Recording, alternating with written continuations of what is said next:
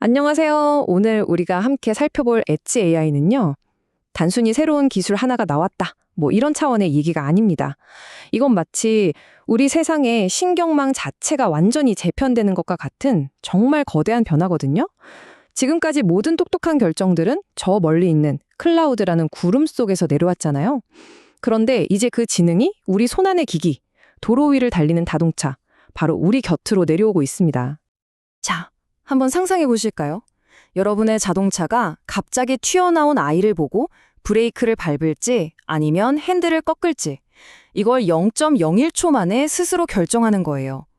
저 멀리 중앙 서버의 허락을 기다릴 시간조차 없는 바로 그 위급한 순간이에요. 그리고 이 모든 게 말이죠. 터널 안이나 외딴 시골길처럼 인터넷이 아예 안 되는 곳에서도 완벽하게 작동한다면 어떨까요? 네, 바로 이 지점에서 엣지 AI의 혁명이 시작되는 겁니다. 아니, 그럼 도대체 왜 이런 기술이 필요해진 걸까요? 그 근본적인 원인은 바로 데이터 쓰나미 때문입니다. 우리 주변의 모든 사물, 그러니까 사물 인터넷 기기들 있잖아요. 스마트워치부터 공장 센서, 자동차까지 매 순간 정말 상상도 못할 양의 데이터를 쏟아내고 있어요. 이 모든 걸 일일이 중앙 서버로 보내서 처리하는 건 이제 물리적으로 거의 불가능에 가까워지고 있는 거죠. 지금까지는 모든 데이터를 거대한 중앙두뇌인 클라우드로 보내는 게 정답처럼 여겨졌죠. 하지만 이제 그 방식의 한계가 너무나 명확해졌습니다. 데이터를 보내고 응답을 받는 데 걸리는 그 찰나의 시간, 지연 시간이 자율주행차에겐 생사를 가를 수 있고요. 또 모든 데이터를 전송하는 데 드는 비용이 이건 정말 천문학적입니다. 게다가 내 얼굴 정보 같은 아주 민감한 데이터를 어딘가로 보낸다고 생각하면 좀 찝찝하잖아요? 바로 이 세 가지가 우리가 새로운 길을 찾아야만 하는 이유입니다. 그래서 이 문제들을 해결하기 위해 등장한 해법이 바로 엣지, 즉 현장에서의 지능입니다. 그럼 지금부터 엣지 AI가 정확히 뭔지, 그리고 우리가 흔히 말하는 스마트폰 속 AI랑은 또 어떻게 다른 건지 그 개념부터 명확하게 정리하고 넘어가 볼게요. 엣지 AI의 정의는 사실 아주 간단합니다. AI 연산을 데이터가 발생하는 바로 그 장소에서 그 기기 자체에서 처리하는 거예요. 여기서 핵심 키워드는 독립적인 실시간 의사결정이 가능하다는 겁니다. 한마디로 본사, 즉 클라우드에 물어보지 않고 현장에서 스스로 판단하고 행동하는 거죠. 이 표를 보시면 그 차이가 한눈에 들어오실 겁니다. 맨 왼쪽 온디바이스 AI는 여러분의 스마트폰처럼 기기 내부에서 모든 걸 처리해요. 그래서 보시다시피 프라이버시가 가장 강력하죠. 반대로 맨 오른쪽 클라우드 AI는 데이터 센터의 막강한 성능을 빌려 쓰고요. 그리고 바로 그 사이에 엣지 AI가 있습니다. 기기 근처, 예를 들면 공장 안에 있는 서버 같은 곳에서 처리하는 거죠. 덕분에 온디바이스 AI보다는 훨씬 고성능 연산이 가능하면서도 클라우드 AI의 가장 큰 약점인 지연 시간은 극적으로 낮춘 아주 절묘한 균형점을 찾은 기술이라고 할 수 있습니다. 그러니까 엣지 AI의 핵심 장점은 딱 이 네 가지로 요약할 수 있습니다. 첫째, 자율주행차처럼 1000분의 1초가 중요한 상황에서 지연 시간을 거의 없애주고요. 둘째, 의료 정보나 얼굴 인식 데이터 같은 민감한 정보를 외부로 보낼 필요가 없으니 보안이 훨씬 강화됩니다.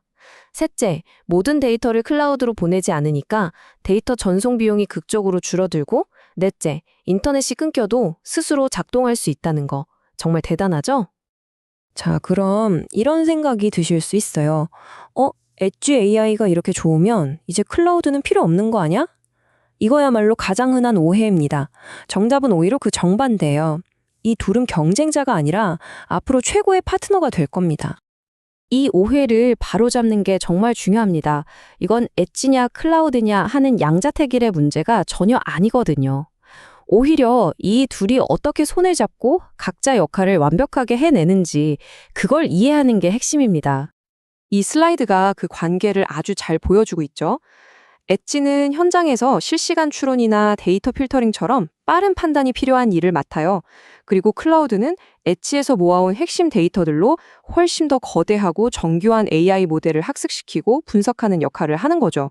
그러니까 서로가 가장 잘하는 일을 나눠서 하는 완벽한 공생 관계인 셈입니다.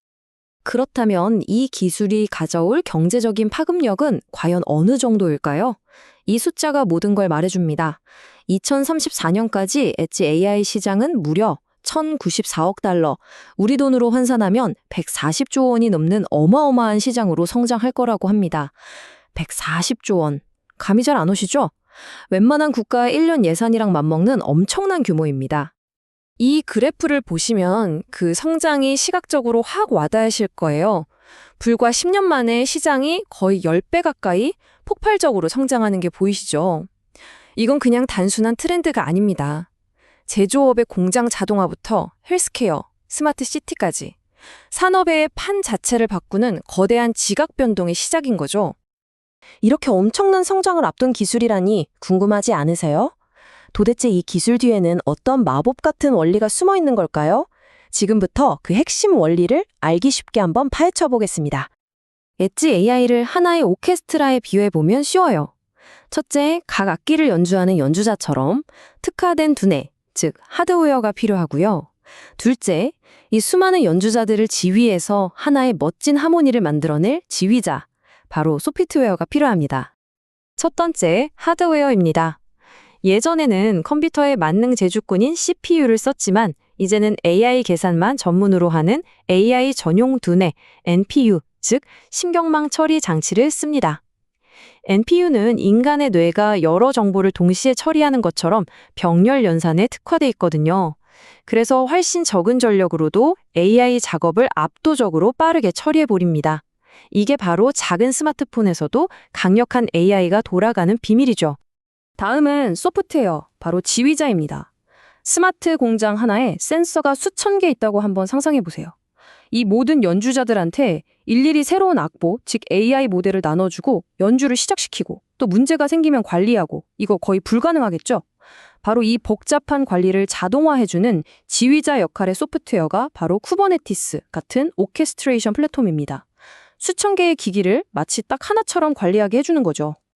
자, 그럼 이제 결론으로 넘어가 보겠습니다. 이 모든 기술적인 변화가 우리에게 의미하는 건 과연 무엇일까요? 이건 단순히 기술이 좀 더 좋아졌다, 이런 업그레이드 이상의 의미를 가집니다. 바로 이겁니다. 엣지 AI가 가져올 궁극적인 미래의 모습은요, 모든 걸 결정하는 하나의 거대한 중앙 두뇌에 의존하던 시대에서 벗어나 세상 곳곳에 지능이 실핏줄처럼 퍼져서 촘촘하게 연결된 지능형 직물, 인텔리전트 패브릭 시대로 들어서는 거예요.